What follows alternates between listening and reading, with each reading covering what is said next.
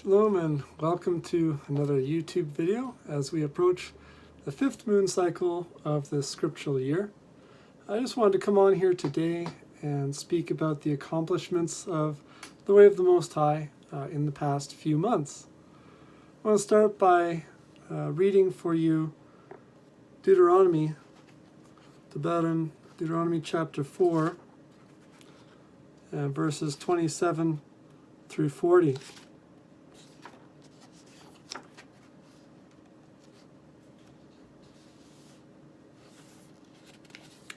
Very important passage. I believe that this text alone itself refutes the idea of the New Testament. Verse 27 says, YaHUAH will scatter you among the peoples. You will be left few in number among the nations where YaHUAH will lead you away. And there you will serve mighty ones, the work of the hands of Adam, or people, wood and stone, which neither see, nor hear, nor eat, nor smell. That's exactly how Christianity started, was through relics of wood and stone. People would worship, or YaHUAH or Jesus. Verse 29, but from there you will seek YaHUAH your Elohim, your mighty one. There you will find him, if you search for him with all your heart and with all your being. And that's what I believe today people are doing. They're in the land of their captivity, the lands where Yah scattered his people to. The sons of the generations of the 12 tribes are now beginning to wake up, to realize that Yah alone is to be feared and served. Verse 30, in your distress, when all these things are come upon you, that specifically says, in the last days, or Be'achrit hayamim. So in the last days, Yah prophesied that his people would indeed return to YaHUAH your Elohim and listen to his voice. It's the end of verse 30 there. Verse 31, for YaHUAH your Elohim is a merciful Elohim, a merciful mighty one. He will not fail you, nor destroy you, nor forget the oath of your fathers, which he swore unto them. Ask now of the days past, which were before you, since the day that Elohim, the Mighty One, created Adam, which is the original word, al-ha'aratz, upon the land, and from the one end of Shemayim, the loftiness above, unto the other. Where has there been such a thing as great as this, or has been heard like it? Verse 33, did ever a people hear the voice of Elohim, the Mighty One, speaking out of the midst of the fire, as you have heard, and live? Did ever a people, verse 34, or has Elohim, that is the Mighty One, decided to go and take for him a nation from the midst of another nation by trials, by signs, by wonders, by war, and by a mighty hand, by an outstretched arm, and by great terrors, according to all that YaHUAH your Elohim did before you in Mitzrayim, or Egypt, before your eyes? No, clearly that's the only time that YaHUAH delivered his people, and it's never happened to any other nation or people. Verse 35, unto you it was shown that you might know that YaHUAH, he is Elohim, and there is none else beside him. In the debate that I recently had with Matthew Jansen, he denied the pre-existence of YaHUAH or Jesus, that the Son did not exist beside the Father prior to coming in the flesh. This is directly contradictory to the claims made in the New Testament, such as Philippians chapter 2, which states that YaHUAH or Jesus did not think it, a great thing for him to lower himself under the messengers or angels, to become flesh, to become like one of us. And it is claimed that because he did that, therefore he is now exalted above all the messengers or angels. If you want to read that in Philippians 2, you can. That is indeed the concept of the New Testament, that YaHUAH or Jesus descended from Shemayim, or heaven, into the womb of Miriam, or Mary. And Matthew Jansen claimed that this had not happened prior to the New Testament, that there was no such myth, which is directly contradictory to the history of mythological claims. Krishna descended into the womb of Devaki to bear a son. And so that's where that idea came from. Yah clearly says that there is no one beside him. Verse 36, out of Shemayim, out of the loftiness above, he made you to hear his voice, not some heavenly son. He made you to see his great fire, that he might instruct you, and you did hear his words out of the midst of the fire. Verse 37, and because he loved your fathers and chose their seed after them, and brought you out with his presence, with his great power, out of Mitzrayim, Egypt, to drive out nations from before you, greater and mightier than you, to bring you in, to give you their land for an inheritance, as it is this day. Know this day and lay it to your heart, that YaHUAH, he is Elohim, he is the mighty one in the loftiness above, and upon the land below, and there is none else. Verse 40, and you will guard his statutes and his commandments, which I command you this day, that it may go well with you, and with your children after you, and that you may prolong your days upon the land, which YaHUAH your Elohim, YaHUAH your mighty one, gives to you forever. So Yah is very clear that he would scatter them to the nations, and that they would serve false mighty ones, and that in the last days, Achrit Hayamim, that they would wake up to realize that Yah alone is alone, and beside him is no one else. So that's prophecy that's happening today.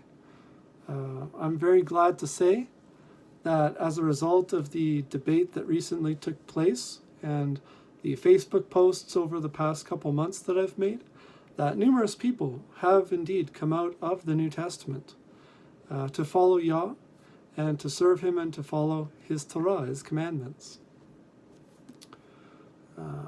In that recent debate, Matthew Jansen admitted, or claimed rather, that it's okay for a New Testament writer to rip half a verse out of a 2-chapter prophecy, as Matthew 1 verse 23 does with YaHUAH, Isaiah chapter 7 verse 14, and apply it to something which contextually had nothing to do with what the New Testament writer Matthew was claiming.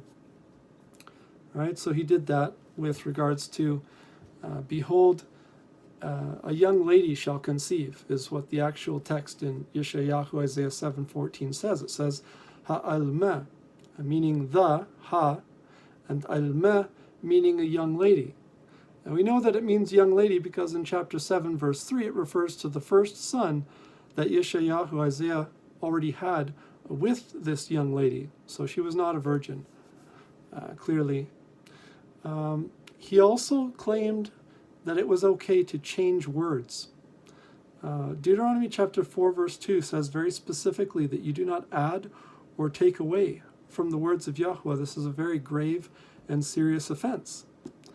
And so I asked Matthew Jansen if there was anywhere prior to the New Testament where, let's say, YaShayahu, Isaiah, was quoting from Yirmiyahu, Jeremiah. And let's say he took half a verse out of one of the prophecies and applied it to something which contextually it had nothing to do with previously. And he said that he was not aware of any text, and that's because it doesn't exist.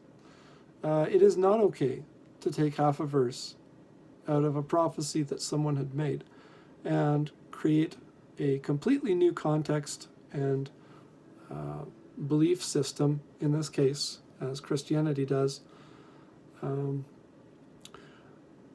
The claim was that there's a fulfillment that is nowhere spoken of in the original text, somehow a dual fulfillment or a greater fulfillment.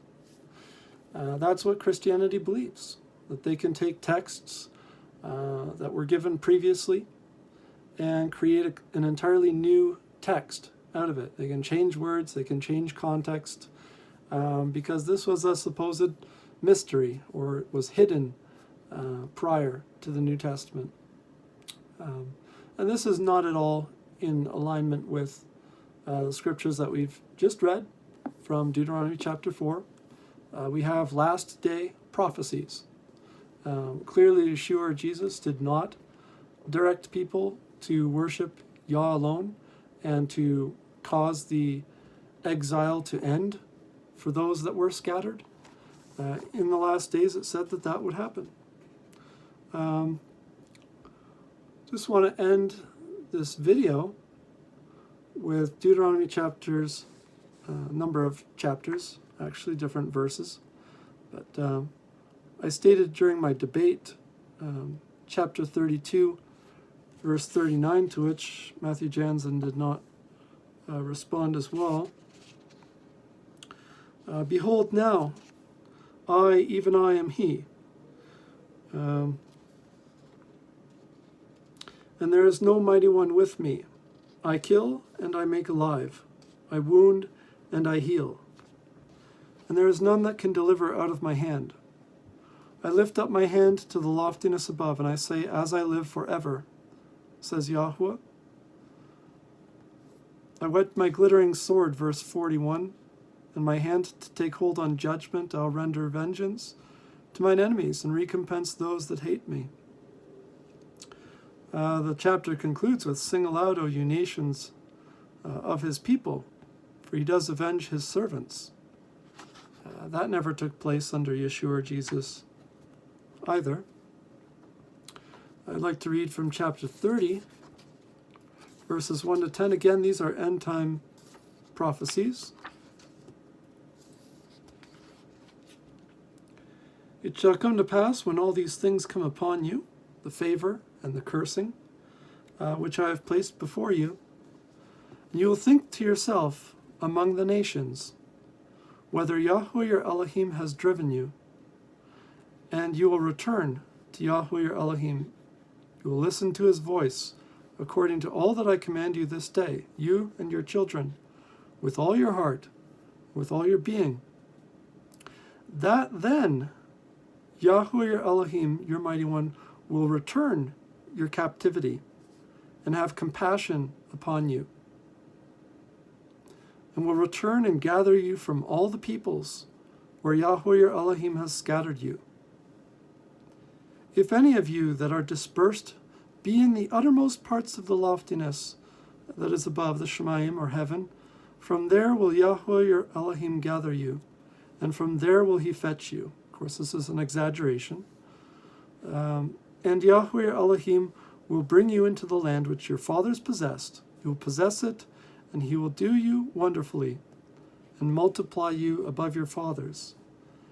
And YaHUAH your Elohim will circumcise, or cut the foreskin, of your heart, and the heart of your seed, to love YaHUAH your Elohim with all your heart, with all your being, and that you may live.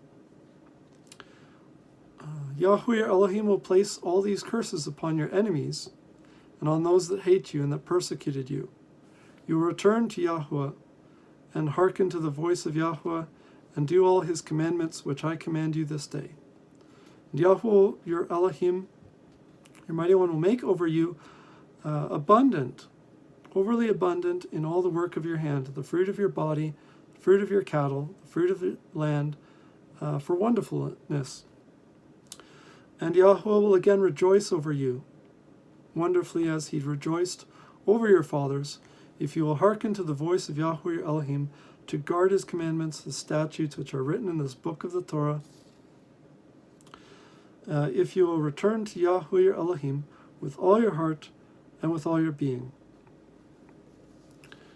Clearly, there's nowhere in the writings of Moshe, or Moses, the Torah, nor anywhere else, where YaHUAH stated that he would send some son that he created all things through, to atone for people, to bring them back from the nations, to execute judgment. Those prophecies that Moshe or Moses gave were very clear and precise. I've read them to you this evening. And I just want to encourage all of you to indeed return to Yah, to his voice, to his commandments, to his statutes, people need to come out and away from the New Testament, from blasphemy. I encourage people, if you have questions about writings prior to the New Testament or quotations from the New Testament, to email me. As I've said before numerous times, I'm willing to debate other pastors with regards to New Testament concepts that contradict the Torah. In my last debate, I gave numerous reasons as to why, contextually, the virgin birth is a violation of the marriage of Yosef and Miriam, or Joseph and Mary. There was no bridal cloth or virginity cloth, as Matthew Jansen has admitted to, was customary. So there were numerous issues within the debate where clearly the New Testament has no validity with regards to following the Torah and fulfillment of the prophecies that I've just read to you. Prophecies I've just read to you are the last day prophecies. And people can ignore that or try to follow the New Testament and believe that Yeshua or Jesus is somehow going to come back and fulfill those things. But the New Testament is directly contradictory to the Torah. And that's all I've got to say this evening. Hope that you've enjoyed this video. I hope indeed that you will serve YaHUAH with all your heart and with all your being, because it says in the Torah that YaHUAH will be compassionate to those who turn to Him, who listen to His voice. And that's what He gave us in the writings of the Torah, Genesis to Deuteronomy. Shalom.